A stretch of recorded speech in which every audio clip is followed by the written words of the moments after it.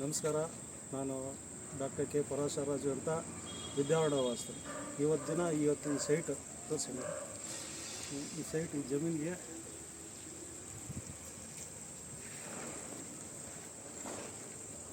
ಜಮೀನು ತೋರಿಸಿ ಸೈಟ್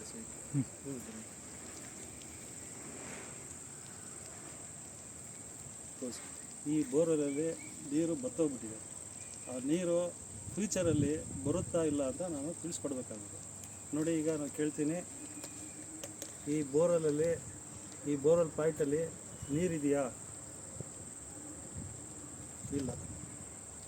ಓಕೆನಾ? ಆದರೆ ಈ ಬೋರ್ವೆಲ್ ಪಾಯಿಂಟ್ ಒಳಗೆ ಮೋಟ್ರ್ ಇದೆಯಾ? ಎಸ್. ಮಳೆ ಬಂದಮೇಲೆ ಈ ಬೋರ್ವೆಲ್ಗೆ ನೀರು ಸೇರುತ್ತಾ?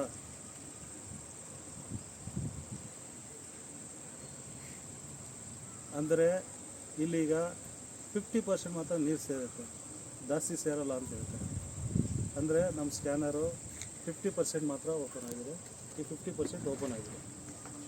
ಓಕೆನಾ? ಇವಾಗ ಇದರಲ್ಲಿ ಅವರು ಹೇಳ್ತಾರೆ, ಒಂದು ಕ್ಯಾಮ್ರಾ ಬಿಟ್ಟು ನೋಡಿಸಿದ್ದೀವಿ. ಈ ಕ್ಯಾಮ್ರಾನಲ್ಲಿ ಒಂದು 20 ಅಡಿವರೆಗೂ ಒಂದು ಮಂಚು ಥರ ಗಸಿ ಥರ ಕಟ್ಬಿಟ್ಟಿದೆ. ಅದು ಸಾಲ್ವ್ ಆಗಿ ನೀರು ಸೇರುತ್ತಾ ಅಂತ.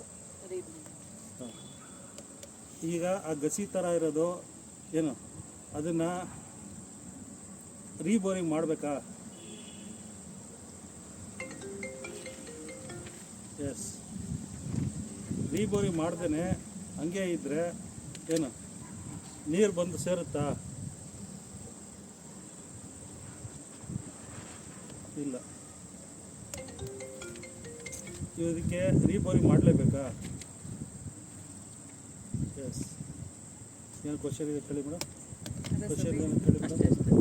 ಕ್ವಶನ್ ಇರೋದು ಕೇಳಿ. ಇಲ್ಲ ಸರ್. ಕ್ವಶನ್ ಇರೋದು ಕೇಳಿ. ಇಲ್ಲ ಸರ್. ಈ ಬೋರ್ವೆಲ್ ಬಗ್ಗೆ ನಾನು ಪೂರ್ತಿ ಡೀಟೇಲ್ ತಿಳಿಸ್ಕೊಡ್ತೀನಿ. ರೀಬೋರಿಂಗ್ ಎಷ್ಟು ಅಡಿವರೆಗೂ ಮಾಡಬೇಕಾಗುತ್ತೆ ಸರ್? ನಮಗೆ ಪಾಯಿಂಟು ಸೆಕೆಂಡ್ ಪಾಯಿಂಟ್ ಇರೋದು ಎಂತಂದ್ರೆ 1300. 1300. ಅದು 1000 ಎಷ್ಟಕ್ಕೆ ನಮ್ಗೆ ನೀರು ಸಿಗುತ್ತೆ ಅಂತ ಸರ್? ಈಗ ನಾವು 1170 ಎಂತ 1100ವರೆಗೂ ಪಾಯಿಂಟ್ ಹೋಗಿರೋದು 1100. ಅದರಲ್ಲಿ ಓಲೆಲ್ಲ 50 ಮುಚ್ಚೋಗಿದೆ ಅನ್ಕೊಂತೀನಿ. ಮುಚ್ಚೋಗಿದೆ, ಗ್ಯಾಪ್ ಸಿಕ್ಕಿದೆ, ಮುಚ್ಚಿಬಿಟ್ಟಿದೆ. ಓಕೆ. ಇವರು ಬೋರ್ವೆಲ್ ಕೊರೆದಿರೋದು ಒಂದು 1100 ಅಡಿವರೆಗೂ ಕೊರೆದಿದ್ದಾರಾ?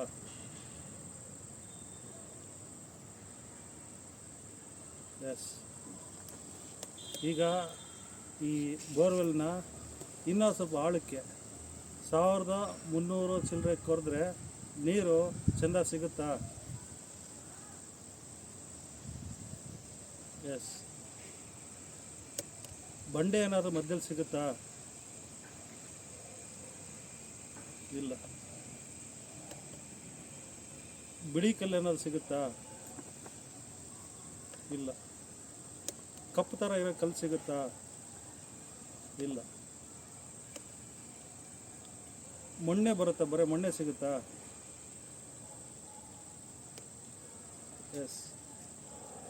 ಇವರು ಈ ಬೋರ್ವೆಲ್ಗೆ 1100 ಅಡಿ ಇವತ್ತು ಮಾಡಿದ್ದಾರೆ. ಇನ್ನೂ ಸ್ವಲ್ಪ ಒಳಗೆ ಮಾಡಿದ್ರೆ ನೀರು ಸಿಗುತ್ತೆ ಅಂತ ಇದೆ. ಇದು ಇನ್ನೂ ಮಧ್ಯದಲ್ಲಿ ಮಾಡುವಾಗ ಯಾವುದೇ ರೀತಿಯಾದ ಬಂಡೆಗಳು, ಬಿಳಿ ಕಲ್ಲು, ಕಪ್ಪು ಕಲ್ಲು ಆ ಥರ ಏನು ಸಿಗಲ್ಲ. ಬರೀ ಮಣ್ಣೆ ಸಿಗುತ್ತೆ. ನೀರು ಬರುತ್ತೆ ಅಂತ ಹೇಳ್ತಾ ಇದೆ. ನಮ್ಮ ಇಷ್ಟ ಮಾಡಿ. ಓಕೆ, ನಮಸ್ಕಾರ.